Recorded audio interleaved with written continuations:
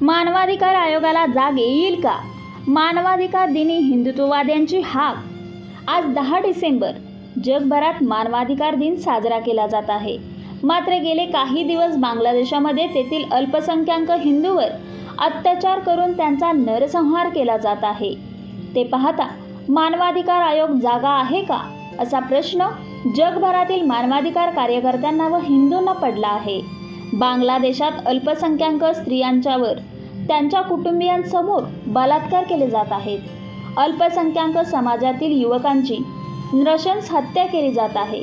त्यांची प्रार्थनास्थळे उद्ध्वस्त केली जात आहेत. मानवाधिकार आयोगाचे या गंभीर गोष्टीकडे लक्ष वेधण्यासाठी आज मानवाधिकार दिनी विटा व कडेगाव येथे उत्स्फूर्त मोर्चा काढण्यात आला.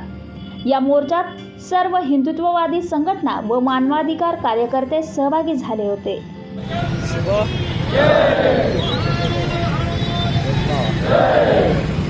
छत्रपती शिवाजी महाराज की जय.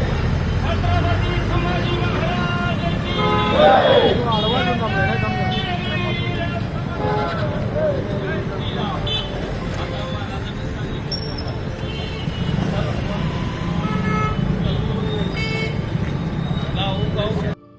बांगलादेशात होत असलेल्या अत्याचारांची जगभरात चर्चा सुरू असताना आता जागतिक मानवाधिकार संघटनेने मौन सोडून बांगलादेश विरोधात कडक कारवाई करण्याची सर्वत्र मागणी होत आहे.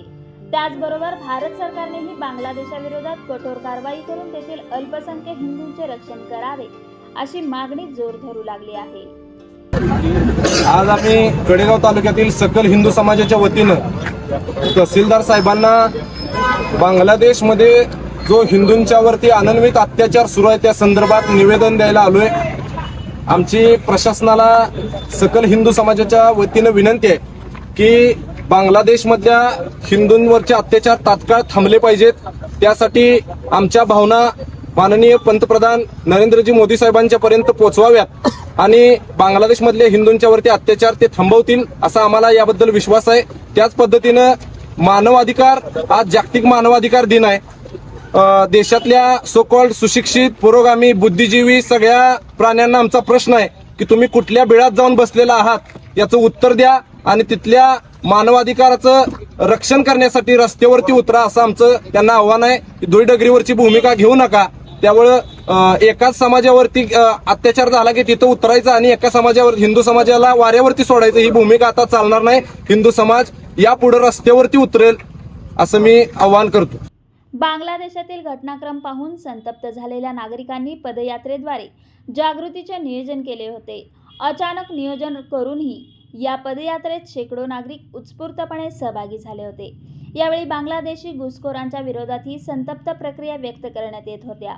प्रशासनाने देशात घुसलेल्या बांगलादेशी नागरिकांना शोधून हकलून द्यावे, अशीही मागणी करण्यात येत आहे.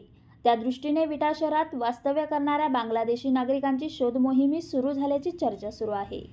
आजच्या या पदयात्रेमुळे मोठ्या प्रमाणावर जागृती झाली असून हिंदूच्या मानवी हक्कावर गदा आणणाऱ्यांना यातून सज्जड इशारा मिळाला आहे.